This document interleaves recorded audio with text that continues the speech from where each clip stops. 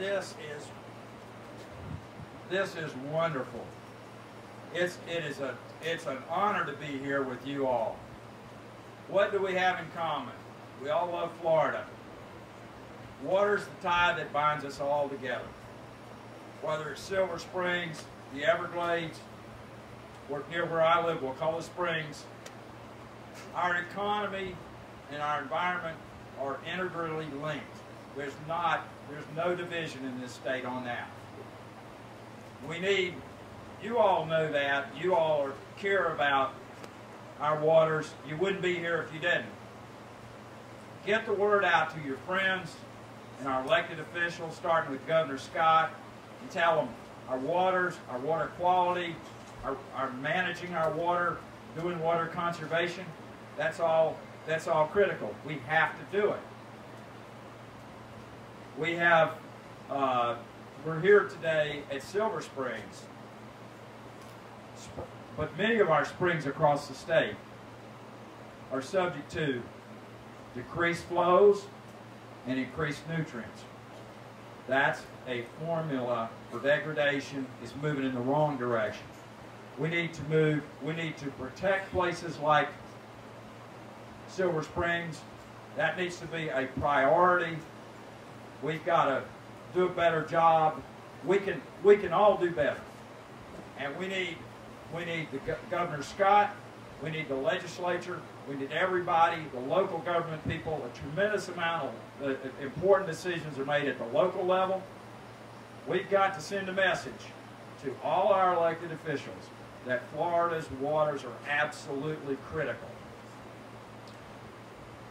Over the years, my organization, the Florida Wildlife Federation, has worked with many of your organizations. One of the areas that we worked with was with the city of Tallahassee. We had the support of Attorney General Bob Butterworth, and we had the support of Attorney General Charlie Crist, later governor. Guess what? The city of Tallahassee putting in a modern, much more efficient, much more effective wastewater treatment system. There's great love in Lake City of Ichtucky Springs. Here, you all love Silver Springs. That's wonderful. Place-based conservation. Local citizens who care about places is important. But you've got to remember that these areas are all interconnected. There are hydrological connections between Spring Creek, near where I live, and Wakulla Springs. There are hydrological connections between Silver Springs and Rainbow Springs. There are common problems. The groundwater in Florida and the surface waters are intimately associated. We've got to do a better job of protecting our groundwater. Now, I'd like to recognize a gentleman, Jim Stevenson, to come up. And Jim is the past chairman of the Florida Springs Task Force. And I would like Jim to share some of his thoughts with you, because he's looked at for years at our springs and the threats to them and the commonalities, and I think you all would benefit from hearing Jim's wisdom. Thank you, Manny. Our springs are silent. They have no voice. Thanks for giving your voice to Florida Springs today.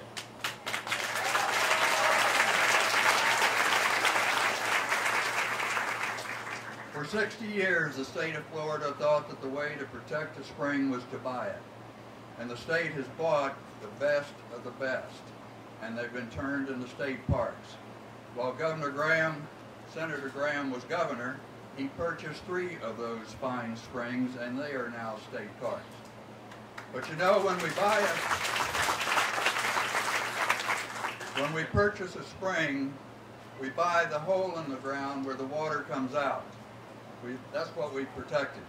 We haven't protected the water.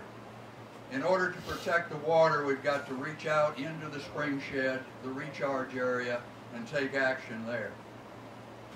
I was giving a talk to the Homosassa River Alliance a few years ago, and the president of the Alliance, Ron Miller, was telling me that he had spent his entire career in the space industry. And he said, you know, when we wanted to go to the moon, we just developed the goals and objectives and the plans, and we went to the moon. He said, when we wanted to go to Mars, we just developed the goals and the objectives and plans, and we went to Mars. He says, protecting the spring is complicated.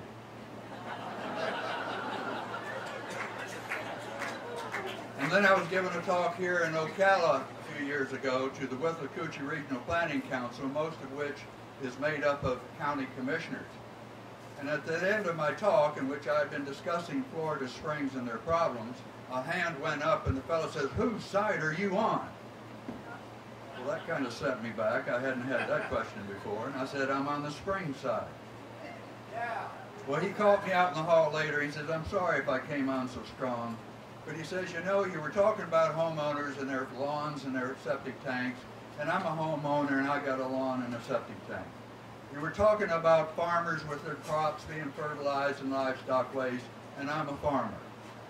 He says, you were talking about wastewater treatment plant management, and I manage the city of Williston's wastewater treatment plant. And you were talking about comprehensive plans, and I'm a county commissioner.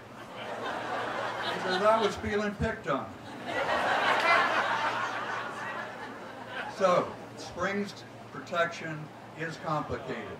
But John F. Kennedy said, the difficult problems are the important problems.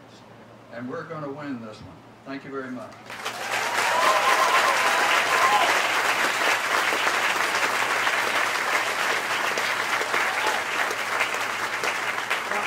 I'm going to end my comments the way that the two gentlemen who preceded me began theirs.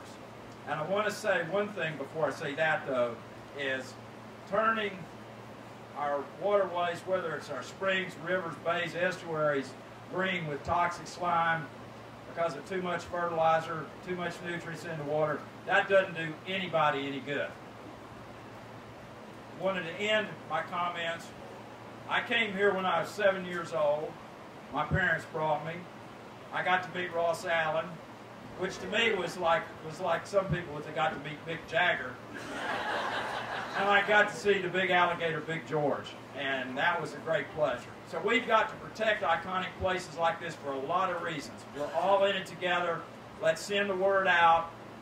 Let's ring the clarion call, and thank you so much.